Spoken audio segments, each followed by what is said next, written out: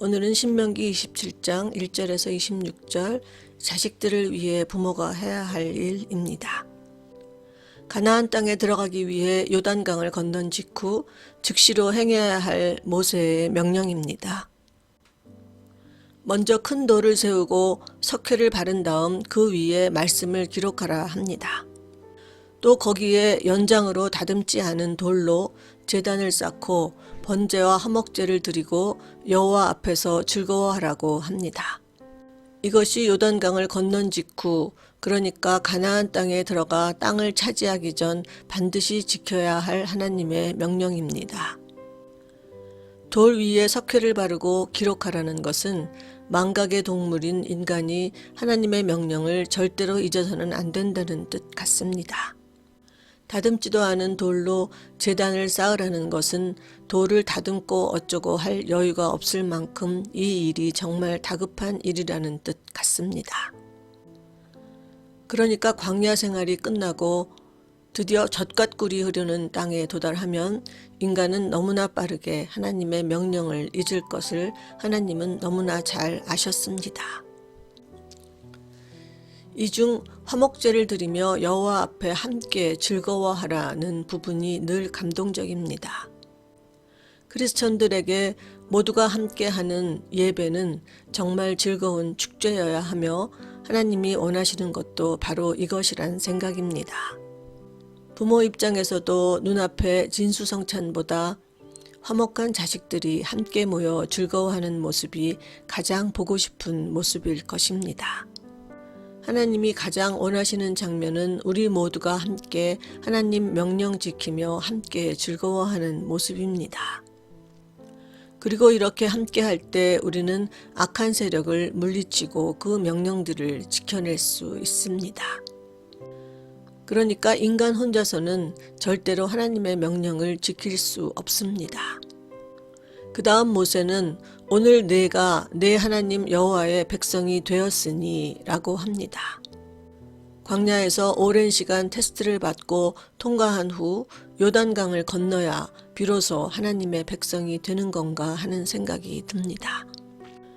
그 다음 모세는 계속 우리가 지켜야 할 것을 명령합니다. 그런데 이 명령들을 듣다 보면 우리가 가지고 있는 악을 깨닫게 됩니다. 이스라엘 안에 이미 팽배해 있던 악이 무엇인지 깨닫게 됩니다. 하나님이 그렇게도 그들을 사랑해서 그들을 노예에서 해방시키고 수많은 기적적인 일들로 그들을 여기까지 이끌고 왔는데 그 모든 것을 잊고 은밀히 행했던 이스라엘의 죄악상을 하나님은 다 알고 계셨던 것 같습니다. 첫째는 그들의 우상 숭배입니다. 하나님은 은밀히 우상을 세우는 자는 저주를 받을 거라 하십니다. 그 다음은 부모 공경인데 부모 공경은 믿음과 직결되는 문제 같습니다.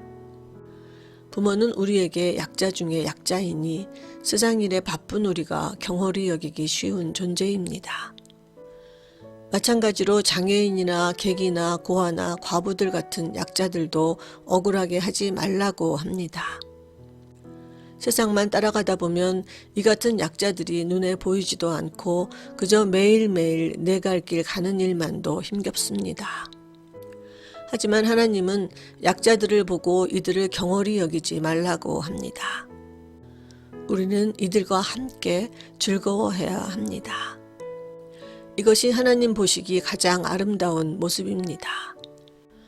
그 다음 명령은 성적 문란함에 대한 경고입니다.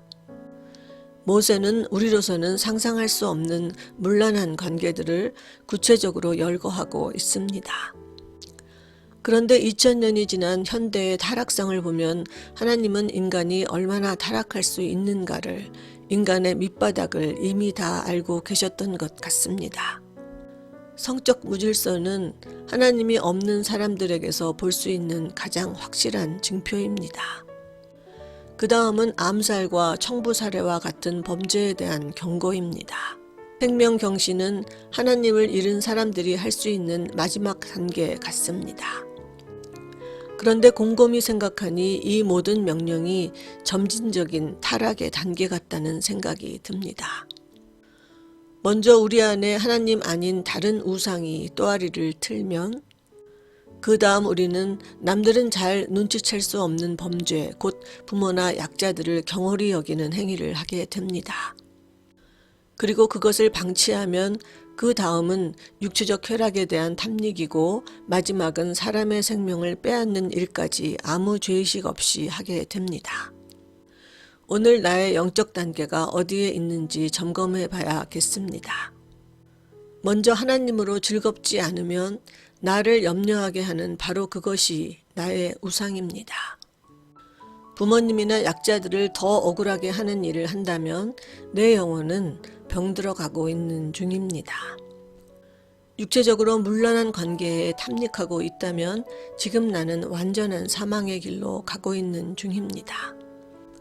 크리스천은 그 사망의 길 말고 다른 길을 알고 그 다른 길을 걸어가는 사람들입니다.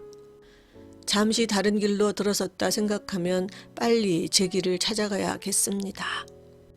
찾으면 분명 어딘가 자란 풀로 가려진 하나님의 이정표를 찾게 될 것입니다.